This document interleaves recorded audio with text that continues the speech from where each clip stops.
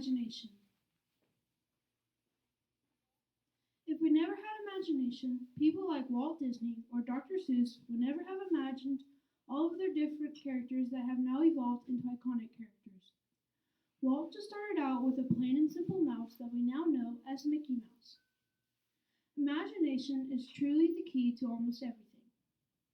If we were to not have imagination, then everybody would be the exact same and there wouldn't be a difference between two people. All of the buildings would be the exact same too. Albert Einstein once said, "Logic will get you from point A to B, however, imagination will take you anywhere." I believe this to be true because if you were to only focus on the logical part of life, then there would be no fun in the journey. But when you include imagination, it can open up a whole lot of doors for you, and it will create a fun and exciting journey. When I was younger, my mom used to read books to me, like the Dr. Seuss books. I would imagine that I was in those books, and I would help the characters in those books. This is what really persuaded me to imagine. I would imagine that I was a prince trying to save a princess from an evil dragon, or I was a race car driver trying to win that World Cup. In the summer, I would go to my church's VBS program to volunteer for younger kids, because the younger kids have the most open minds to almost everything you can throw at them. And I take advantage of that and teach them that it is always cool and exciting to imagine.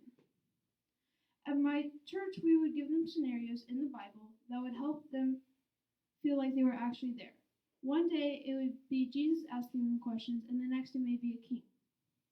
I would always include the left out kids or kids that were not quite interested and change their mindset and teach them that imagining can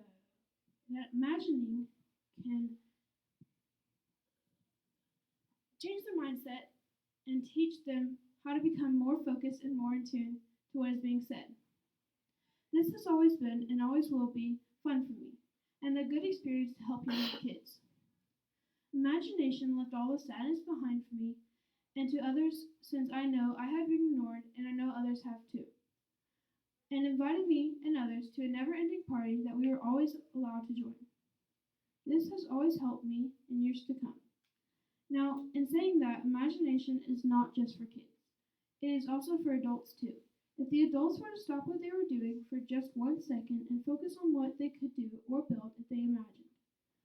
Adults can also use imagination as an escape from their day-to-day life of just doing the same boring thing over and over again.